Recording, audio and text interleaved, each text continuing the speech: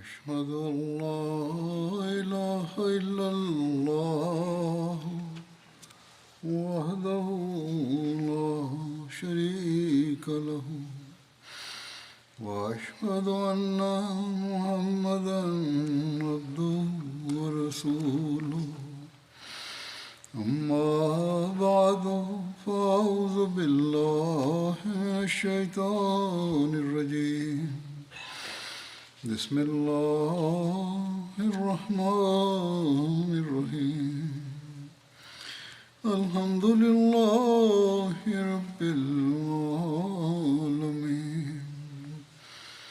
الرحمن الرحيم مالك يوم الدين إياك نعبد وإياك نستعين اهدنا الصراط المستقيم صراط الذين أنعمت عليهم غير المغضوب عليهم ولا الضالين. В миналото хутбе бяха споменати събития, свързани с битката при Охот. Хазрат Муслим Мауд Разила Таланхо е написал относно тези събития. Аз ще ги рецитирам.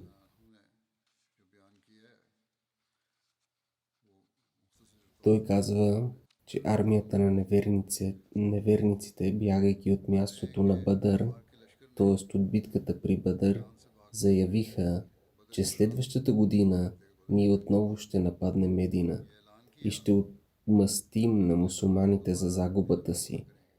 Следователно, след една година те отново с пълна готовност тръгнаха да нападат Медина. Меканците бяха толкова ядосани, че след битката при Бадър заявиха, че никой няма да има право да страда и плаче за смъртта на своите близки и идващите групи търговци да бъдат опазени заради бъдещето нападение. И така след много подготовка те подготвили армия от над 3000 войници, която тръгна да напада Медина под лидерството на Абу Суфиян.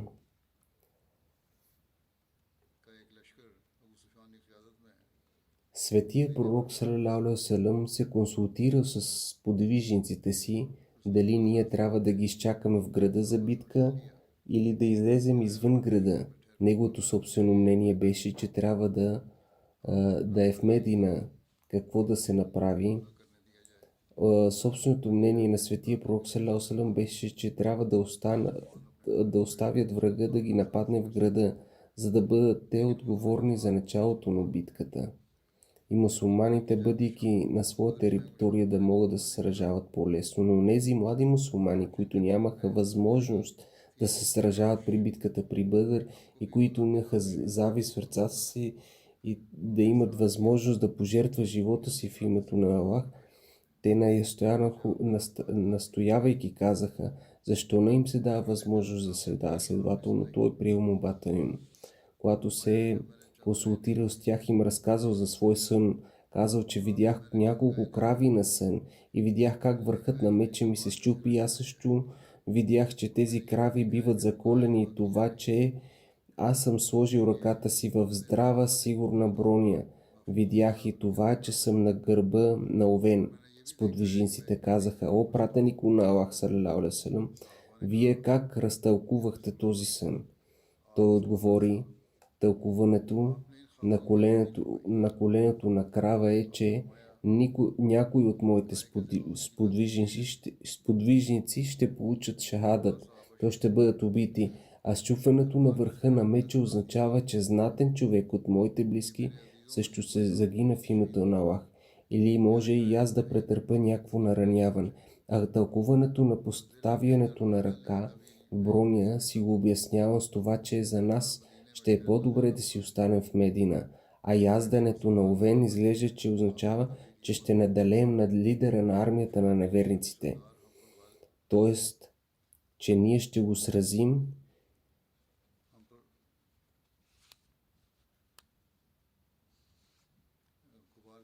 означава, че ще надалем над лидера на армията на неверниците, т.е. че ние ще го сразим и той ще бъде убит от мусулманите.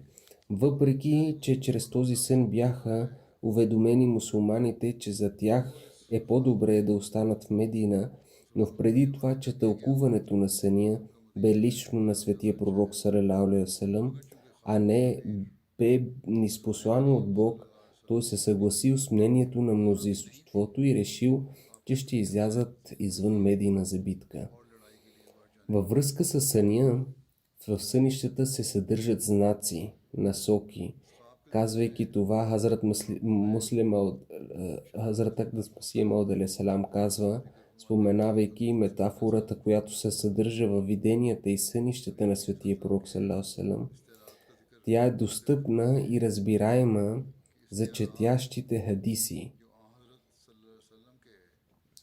Тя не е недостъпна за разбиращите хадиси. Например, веднъж бе показано на светия пророк саллалаху алейхи ва салям, че носи 2 златни гривни на ръцете си, от което се е имало предвид 2 лъжци, които лъжливо се самообявиха за Божии пророци, т.е. лъжепророци. Веднъж бе показано на светия пророк в видение, че биват заклани крави, от което се е имал предвид онези загинали сподвижници в битката при Охот. Същия пример може да се види в откровенията на други пророци, че видимо им е показано едно, но всъщност е означавало друго. Така че в словата на пророците да се съдържа метафора не е нещо необичайно.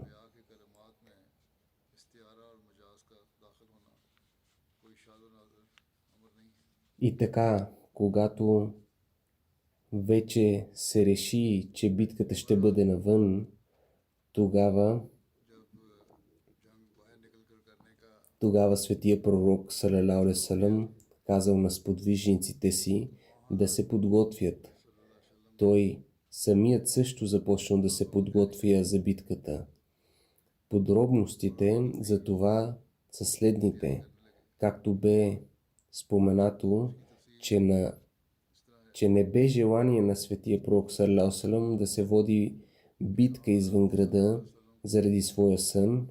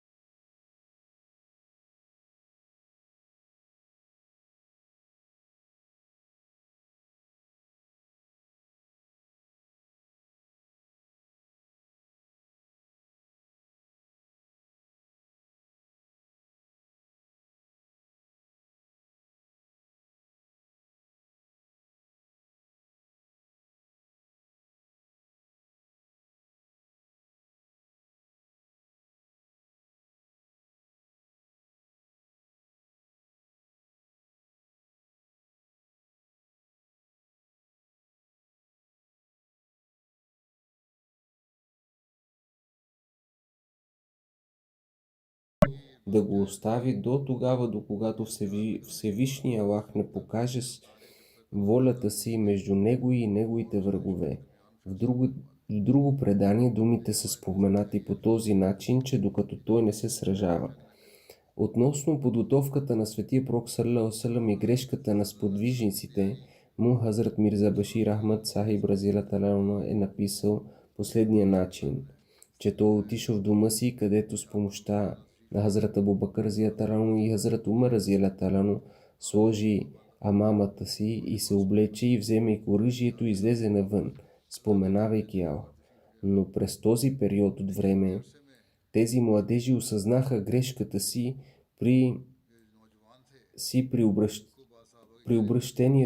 при обръщането на внимание от страна на някои сподвижници, че те не е трябвало да настояват за тяхното мнение пред мнението на светия пророк саллалаху алейхи ва саллям. Когато те осъзнаха това, повечето от тях съжалиха.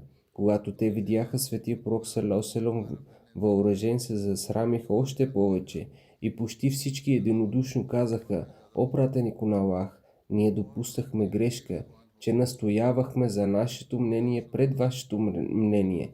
Наредете така, както вие сметнете за редно. Иншалла, в това решение ще бъде берекета.“ Светия пророк саллалаху алейхи ва саллям отвърнал: „Против величието на Божий пророк е той да след като е взел оръжие да го остави преди да се изпълнила Божията воля. Затова тръгнете в името на Аллах и ако бъдете търпеливи, бъдете сигурни, че помощта на Аллах ще бъде с вас.“ Относно това, Хазрат Муслим Мауд разияллаху таала също е споменал, че когато той излязъл навън, младежите силно съжаляваха за стореното и му казаха: „О пратенико на Аллах саллалаху алейхи ва саллям, вашето мнение е правилно. Ние не трябва да се сражаваме с врага, оставайки в Медина.“ Той отвърна: „Когато Божий пророк облече доспехите си за сражение, не ги сваля. Без значение какво следва, ние ще вървим напред. Ако вие бъдете търпеливи, ще получите помощта на Аллах.“ Както и да е, мусулманите започнали да се подготвят за тръгване. Светия пророк саллалаху алейхи ва саллям изляза от Медина с армия от 1000 души. Тогава той саллалаху алейхи ва саллям поръчал 3 копия и завързал 3 знамена за тях. Дал знамето на племето Оус на Усейд бин Хузейр, а знамето на племето Хазрадж дал на Хубаб бин Мунзир. Някои споменават, че е било дадено на Саад бин Убаба, и знамето на Мухаджирин дал на Хазрат Али разияллаху таала. И за оставащите в Медина хора назначил като имам за осуждане на молитвите Ибне Уме Мактум като свой заместник. След това светия пророк саллалаху алейхи ва саллям яхнал коня си Сакъб, нарамил лъка и взел в ръка копието. В предание се казва, че в този ден мусулманите имали 2 коня. Единият бил при светия пророк саллалаху алейхи ва саллям на име Сакъб, а другият бил при Хазрат Бурда разияллаху таала на име Мулабе. И мусулманите имаха оръжия. 100 бяха с военни облекла. Двама Саад бин Муаз и Саад бин Убада бягаха пред светия пророк саллалаху алейхи ва саллям. Те двамата бяха с военно облекло и хората бяха от двете му страни. Когато той пристигнал на местността Сания, видял една много въоръжена войска. Те имаха много оръжия. Тогава той попитал какво е това. Сподвижниците отвърнали, че измежду евреите те се отнасят към Абдулла бин Убей, съюзници. Той попитал: „Приели ли са ислама тези евреи?“ Отвърнали му, че не. Тогава той казал, че няма да приемем помощта на заблудените, сражавайки се с врага. Относно това е писал и Хазрат Башир разияллаху таала, че светия пророк саллалаху алейхи ва саллям наредил да се приготвят 3 знамена за мусулманската армия. Знамето на племето Оус било поверено на Усейд бин Хузейр разияллаху таала, Знамето на племето Хазрач било поверено на Хабаб бин Мунзир, а знамето на Мухаджирин било поверено на Хазрат Али разияллаху та'ала анху. И същото знаме след това на Мусаб бин Умер. След това, след като назначи Абдулла бин Уме Мактум за имам Салат в Медина и след отслужване на намаза сър, светия пророк саллаллаху алейхи ва саллям тръгна от Медина с голяма общност от сподвижници, водачите на племената Аус и Хазрач, Саад бин Муаз разияллаху та'ала анху и Саад бин Убада продължиха, тичайки бавно пред светия пророк саллаллаху алейхи ва саллям, а останалите сподвижници се движиха пред, разположени отдясно и отляво и зад светия пророк. Светия пророк саллаллаху алейхи ва саллям тръгна и при достигането на мястото наречено Шехен направи спирка. Това са двете планини на Медина. Тук той саллаллаху алейхи ва саллям спря, за да инспектира армията и върна онези младежи, за които предположи, че не са навършили 15, или онези, които са над 14. В имам Шафи пише, че той върна онези 14 годишните 17 младежи, след което бяха доведени 15 годишните, на които той им позволи. Върнатите заради малката си възраст младежи бяха буйни. Намират се имената в някои в преданията, имената са следнице: Абдулла бин Умар, Зейд бин Сабит, Усама бин Зейд, Зейд бин Харкам, Бара бин Хазиб, Усейд бин Хузейр, Арава бин Ос, Абу Сейд Худри, Ос бин Сабит, Саад бин Бахир, Ибне Муавия Баджали, Сейд бин Хаукта. Хаукта се казва неговата майка, Саад бин Мугейб, Зейд бин Джария, Джабир бин Абдулла. Джабир Абдулла, това не е разказвача на хадиси. Рафе бин Хатидж и Самра бин Джундър. За Рафе бин Хадидж било казано на светия пророк саллаллаху алейхи ва саллям, че е бил добър стрелец, при което той му позволил. Преди това му бе наредил да си тръгне. Тогава разбрал, че е добър стрелец и му позволил. Тогава Самра бин Джундър казал, че светия пророк саллаллаху алейхи ва саллям е позволил на Рафе бин Хатидж, а на мен отказа. Аз мога да го наделея в борба. Светия пророк саллаллаху алейхи ва саллям разбрал за това и им казал на двамата да се сблъскат в борба. Борбата Самра повалил Рафе и така светия пророк саллаллаху алейхи ва саллям позволил и на него. След това нататък преданието се разказва, че когато светия пророк саллаллаху алейхи ва саллям се освободил от инспектирането на войската и слънцето залезе, Хазрат Билал разияллаху та'ала анху даде азан за Магриб, след което светия пророк саллаллаху алейхи ва саллям води отслужването на намаза и след което даде азана за Иша намаз. Светия пророк води отслужването на Иша намаз и тази вечер той прекара в местността Шейхен и за вечерта назначи Мухаммад бин Масалма за ръководител относно охраняването. Той с 50 души обикаляше около войската. Светия пророк саллаллаху алейхи ва саллям попитал кой ще ни охранява тази вечер. Това е цялата войска, в частности него. Тогава Закван бин Абдикейс се изправил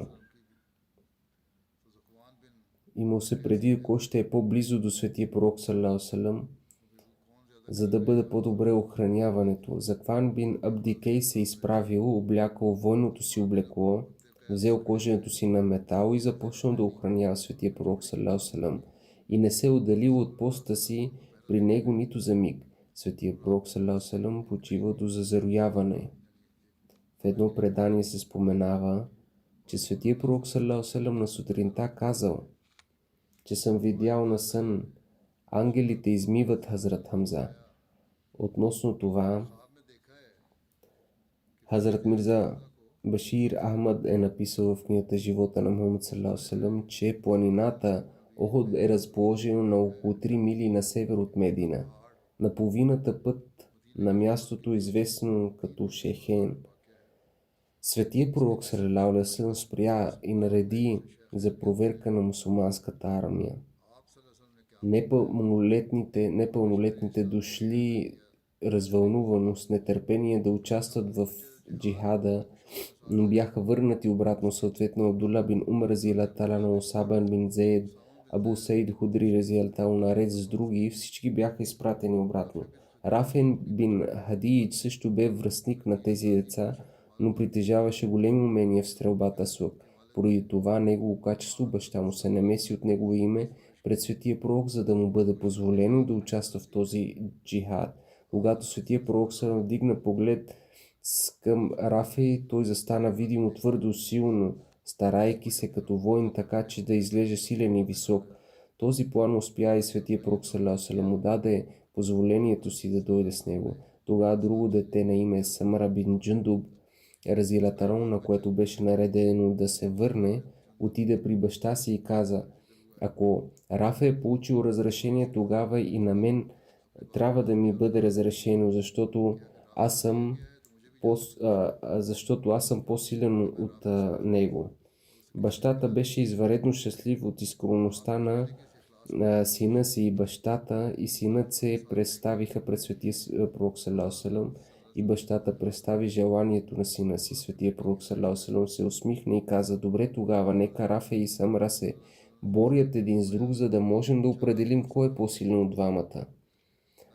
Така състезанието се проведе. Самра разияллаху хвана Рафа разияллаху и го хвърли на земята в един миг. Светия пророк тогава даде позволението си на Самра да дойде и така това невинно дете беше възхитено. Вечерта настъпи. Хазрат Билал разияллаху произнесе азан и всички сподвижници отслужиха своя намаз зад светия пророк Тогава мусулманите разположиха лагер за нощувка точно на това място. Светия пророк назначи Мухаммад бин Масалма, за да организира охраната през нощта, който заедно с група от 50 сподвижници обикалял мусулманската армия и стоя на пост през цялата нощ. Абдулла бин Убей бин Сулул бе тръгнал преди заедно, след което по пътя се е върнал обратно. Относно това е написано, че при зазоряване светия пророк продължил напред след местността Хейн и между Медина и Охот на едно място на име Шот, стигайки стана време за намаз, следователно служил фаджр намаз. Шот е мястото между Вадия Кина и Медина. На същото място Абдула бин Убей бин Салул със своите приятели лицемери, оставяйки светия пророк тръгнал наобратно. Неговите приятели бяха 300 на брой. Всичките те бяха лицемери. Абдула бин Убей казал, че светия пророк не ме послуша, след като се върна, а послуша момчетата. Той се повлиял от тези момчета, на които мнението не е никакво мнение. Ние не знаем на базата на какво да пожертваме животите си.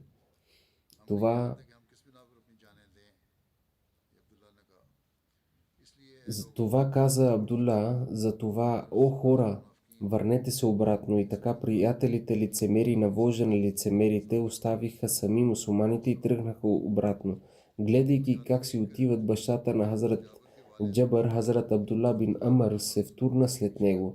Той също бе знатен вожд като Абдула бин Убей на племето Хазраш. Той каза на отиващите обратно: питам ви в името на Аллах, редно ли е за вас да предадете своя народ и своя пророк, тогава когато врагът с пълната си сила и мощ е застанал пред него? Те отговориха, че ако ние знаехме, че вие ще се сражавате, въобще нямаше да дойдем.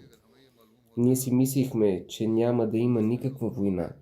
Така те заявиха ясно, че се връщат, въпреки че бяха дошли напълно подготвени. Тогава Хазрат Абдула бин Амарин отговори: вие, врагове на Бог, Аллах да ви разори и унищожи. Много скоро Аллах ще направи независим своя пророк от вас. В едно предание се споменава, Алама ибн Йози е написал: когато племената Бану Салма и Бану Харса видели предателството на Абдула бин Убей, те също решили да се върнат обратно. Но те премислили и Аллах ги спасил от този грях.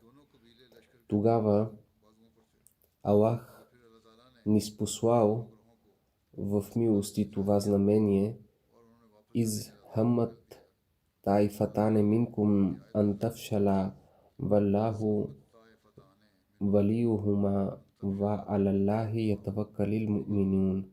Тоест, когато измежду вас две племена решиха да проявят страх, въпреки че Аллах е достатъчен закрил и за тях двамата, и на Аллах трябва вярващите да се уповават, да разчитат.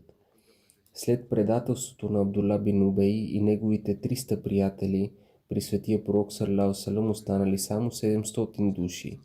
И когато Абдула бин Убей тръгнал обратно, Ансар се обърнали към светия пророк саллаллаху алейхи ва саллям и казали: "О пратеник на Аллах, дали да не се обърнем за помощ към съюзниците ни от евреите?" Те имаха предвид евреите, живущи в Медина, и може би имаха предвид племето Бану Куреза, защото те бяха съюзници на Хазрат Саад бин Муаз, и Хазрат Саад бин Муаз бе вожд на племето Оос. Някои учени казват относно за Саад бин Муаз, че неговия статус сред Ансар бе такъв, какъвто бе статуса на Хазрат Абу Бакр разияллаху анху сред мухаджирин. И така светия пророк саллаллаху алейхи ва саллям отговорил на въпроса на Ансар, че ние нямаме нужда от тяхната помощ. Относно това е писал Хазрат Мирза Башир Ахмад Сахиб, че на следващия ден, на 15 Шавал, 3 хиджра или 31 март 624 година в събота, преди зазоряване, мусулманската армия марширува напред и отслужвайки намаз по пътя достигна подножието на планината Оход на сутринта. По този повод злият Абдула бин Убей бин Салул, лидерът на лицемерите, предаде мусулманите и се отдели заедно с 300 свои последователи, се върна в Медина, казвайки: "Мухаммад саллаллаху алейхи ва саллям не обърна внимание на съвета ми и бе повлиян от неопитни младежи и излезе извън Медина. Следователно аз не мога да остана с него и да се бия."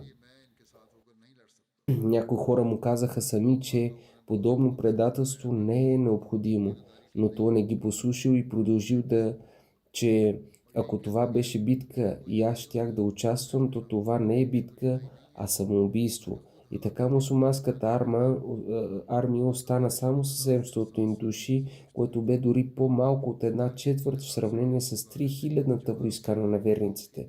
Освен това, по отношение на съоръженията и военното оборудване, мусулманската армия беше много слаба и незначителна в сравнение с армията на курейшите. Мусулманската армия имаше само 100 мъже, облечени в броня, а само 2 коня.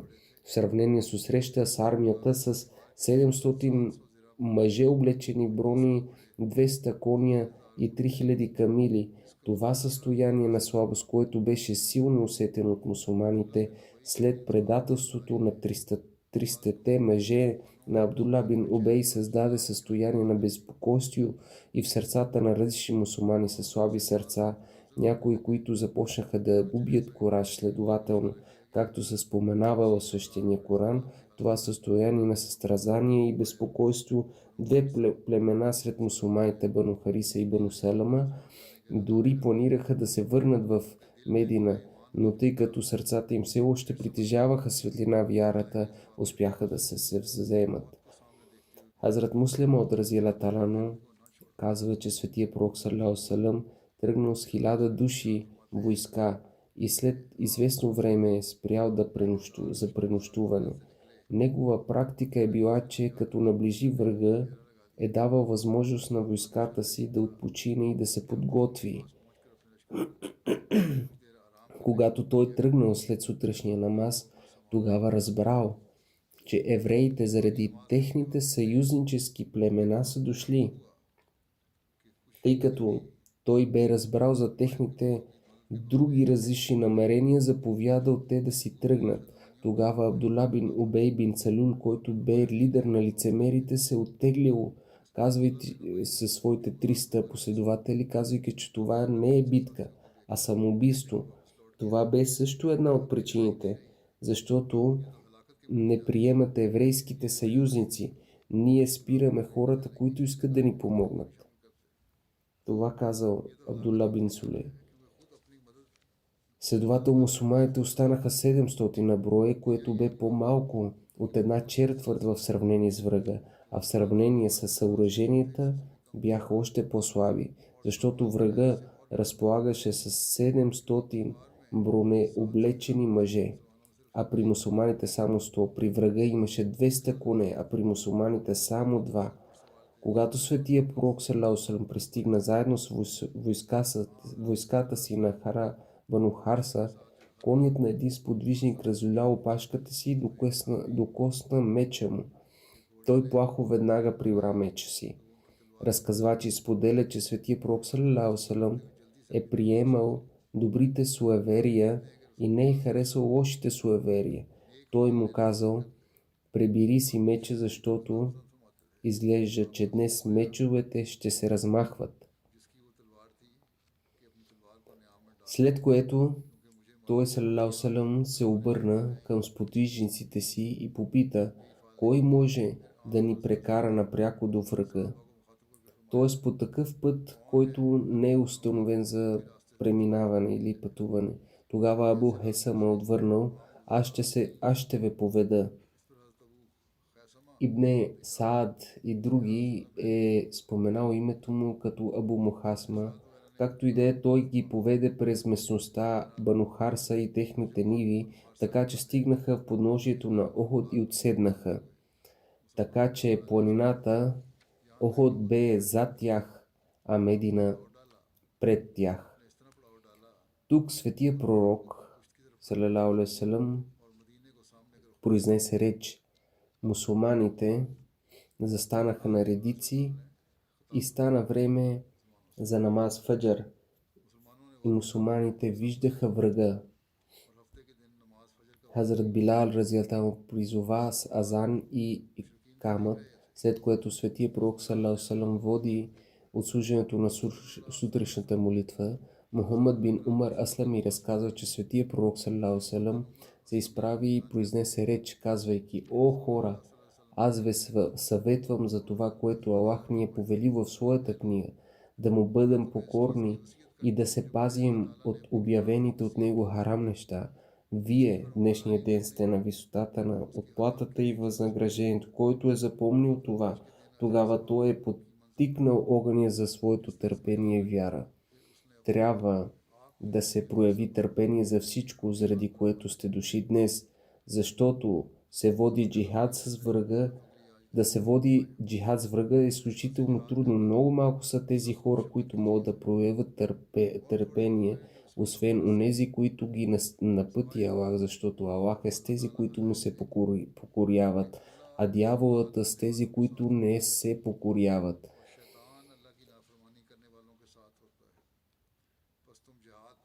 на Аллах. Затова вие бъдете търпеливи в този джихад и дайте начало на важните добри дела и чрез това търсете обещанието Божие и задължително е за вас всичко, което ви заповядвам, защото аз съм охранител на вашето напътствие. Аллах не обича споровете и враждата.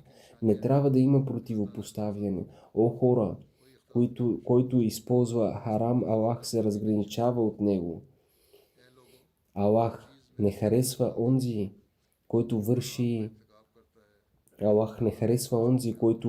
върши харам, а който се въздържа от харам заради Аллах, то Аллах ще опрости греховете му. И който каже веднъж за мен дуруд, то тогава Аллах и неговите ангели ще го умилостивят 10 пъти, а онзи, който се отнася с добро с някой мусулманин или неверник, то тогава Аллах ще го възнагради. Той ще получи наградата си бързо на този свят, а по-късно и на онзи свят. А онзи, който вярва в сетния ден, за него е задължителна петъчната молитва, освен децата или жените или болните или робите, и които не зачита това, Аллах няма да го зачита. Изглежда той саллаллаху алейхи ва салям е дал пълните напътствия, може би заради своя сън, пълни напътствия как би трябвало да живеят мусулманите. След което каза, че Аллах е все щедър и най-възхваляван и аз за онези дела, за които знаех, че ще ви доближат до Аллах, ви ги заповядах. Също ви казах за делата, които ще ви отведат до ада. И ми бе казано, че никой няма да умре, докато не получи своята награда и няма да се отнема от неговата награда, независимо дали ще я получи по-късно, т.е. Аллах ще възнагради за делата. Затова бойте се от Аллах и търсете неговата награда справедливо. И да не се отчаивате, ако наградата се забави. Следвайте добри дела, добри нрави и своята награда. Защото човек може да придобие това, което е при Аллах. Само чрез покорение нему. Аллах е откроил явно какво е халал и харам, но между тях има много съмнителни неща, които много хора не знаят. Но онзи, който го е опазил Аллах, той знае. Затова онзи, който остави това, той ще опази своята репутация и вяра, а който се въвлече в това, т.е. в лошите дела, той ще бъде като онзи овчар, който е близо до пасището, и всеки цар има забранено пасище. Слушайте, забраненото пасище от Аллах е обявените от него харам неща. Пазете се от тях, които са ясни, че са харам. А вярващия сред вярващите е така, както глава на тялото. Когато боли глава, цялото тяло страда. Ако тези неща си ги припомнят днес мусулманите, то тогава никой враг няма да смее да справи поглед пред тях. Халифатул Маси първи е казал, че в деня на битката при Оход врагът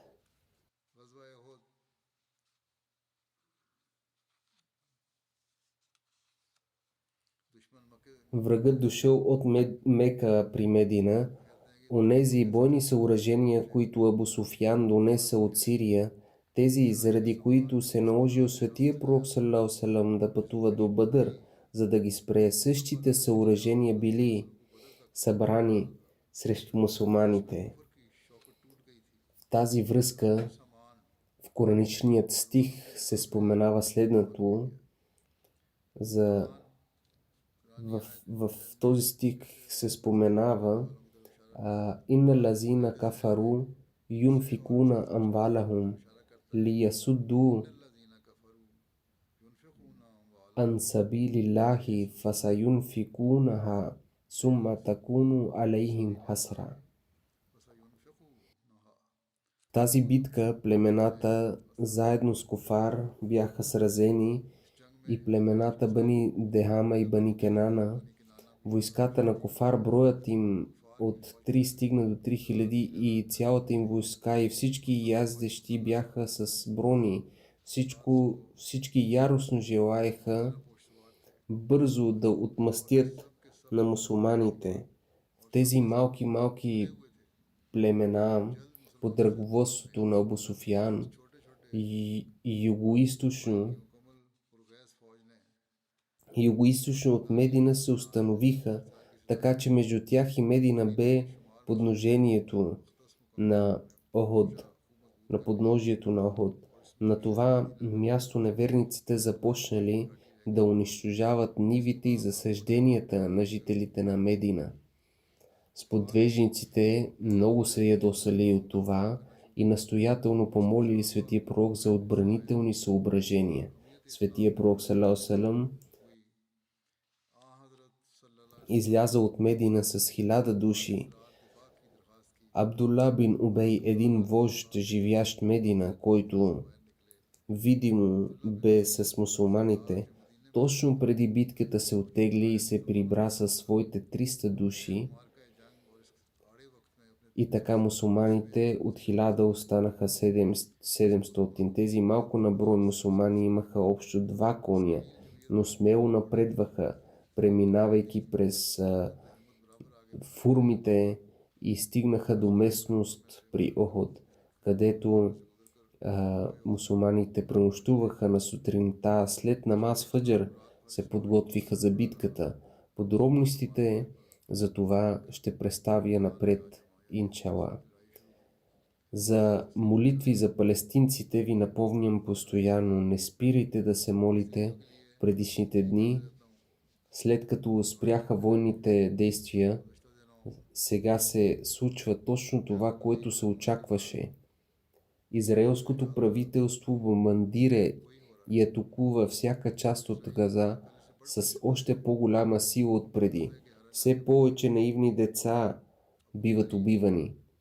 Сега дори един еврейски представител на Конгреса в Съединените щати каза, че това е достатъчно.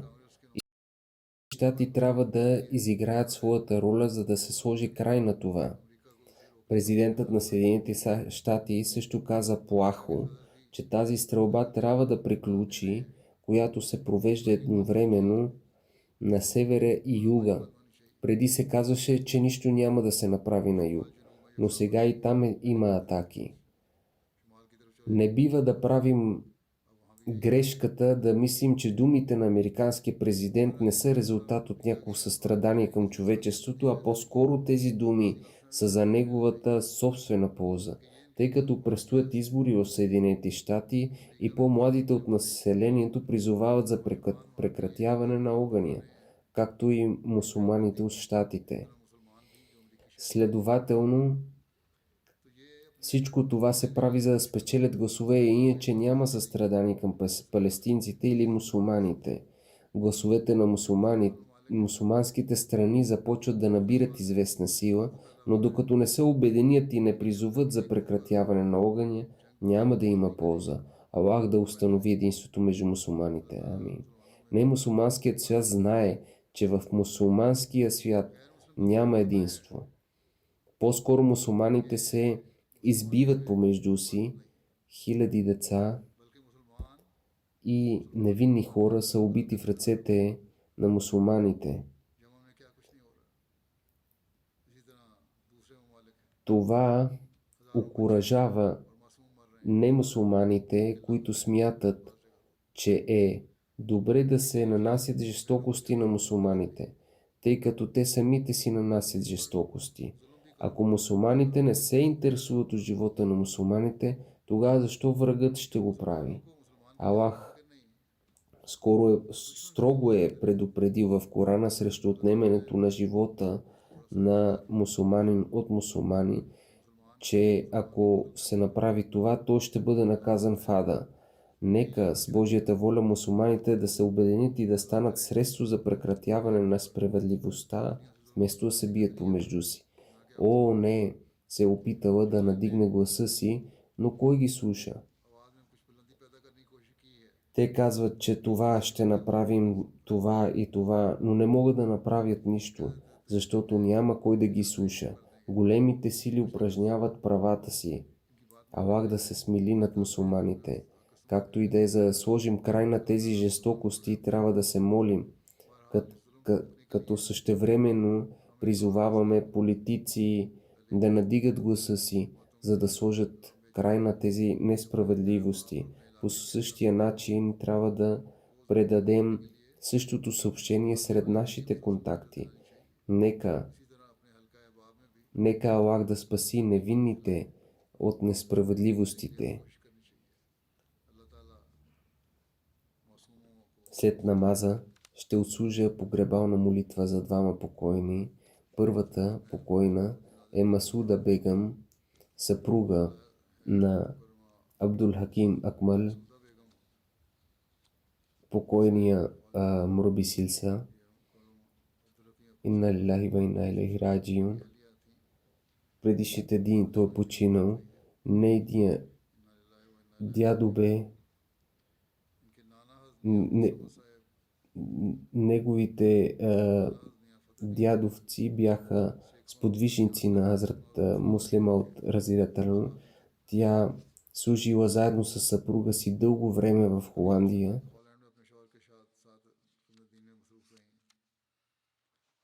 Преди командироването на съпруга си да служи извън сред страната, тя прекара общо 15 години далеч от съпруга си.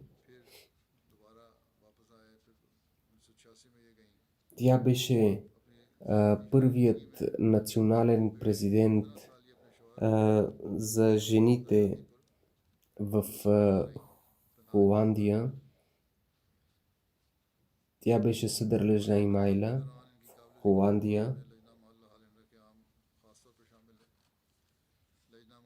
Тя имаше много дълбока връзка с хилафът. Тя беше праведна жена, редовно правеше намаз. Тя остави след себе си 3 сина и 1 дъщеря, всички от които служат на общността по един или друг начин. Първо единият син бе Съдър Ансарула, след това мисля другият син е избран тази година за Съдър Ансарула и освен това служат на джамата по един или друг начин. Нека Аллах да й даде прошка и милост и да позволи на децата и да продължат наследството на нейните добродетели. Вторият покойник е учителят Абдул Маджид Сахиб, който е бил вакф зиндги и е бил преподавател в колежа Талимул Ислам Хай Скул в Рава. Той се премести и живее в Канада и след пенсионирането си, където пребивавал и където почина. След себе си оставил съпругата си, 3 сина и 2 дъщери. Неговият син казва, че той притежаваше много страхотни качества. Беше изключително скромен и земен човек. Той беше ангелска личност, споделя съпругата му. Той имаше горещо желание да посвети живота си на служба на исляма и се молеше много за това. Веднъж го попитах, съпругата казва, за какво се моли толкова. Отвърна, че им желанието да посветя живота си в служба като преподавател в TI коледж, Талимул Ислам коледж. Нека Аллах да позволи. Нека Аллах да позволи. Това беха неговите молитви. Както и да е, съпругата го посъветва да напише молба до Хазур Халифатул Маси за посвещение на живота си в служба на исляма. Следователно, която молба бе приета и той се премести след това в Рава, в град Рава.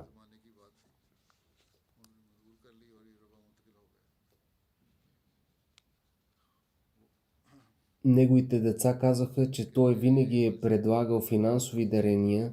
Веднага, щом взимал заплата, първата му работа е била да даде чанда.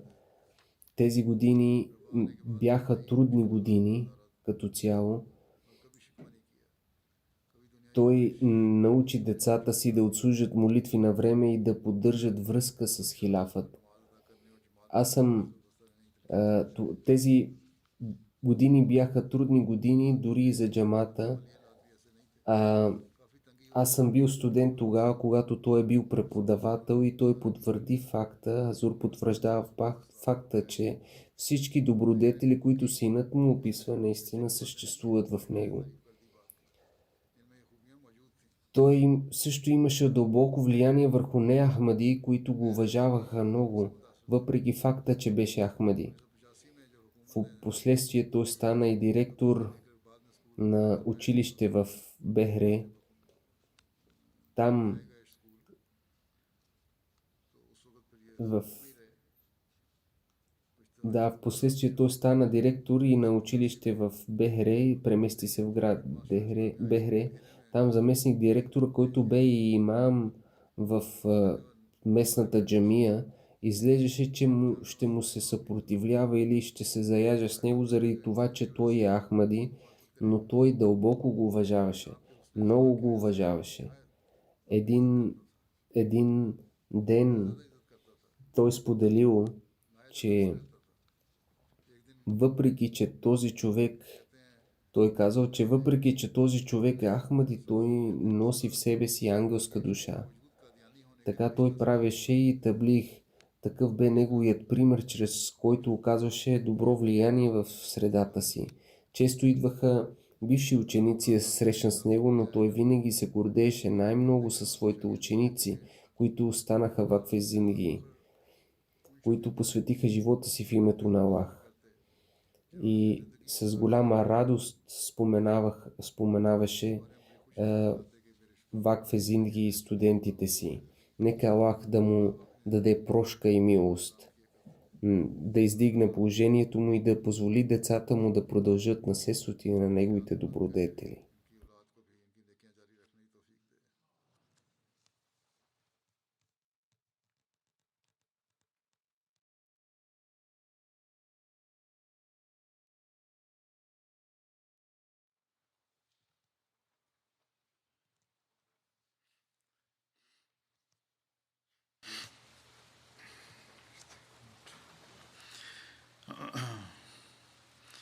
Alhamdulillah, alhamdulillah, nahmaduhu wa nasta'inuhu wa nastaghfiruh wa nu'minu bihi wa natawakkalu alayh wa na'udhu billahi min shururi anfusina wa min sayyiati a'malina.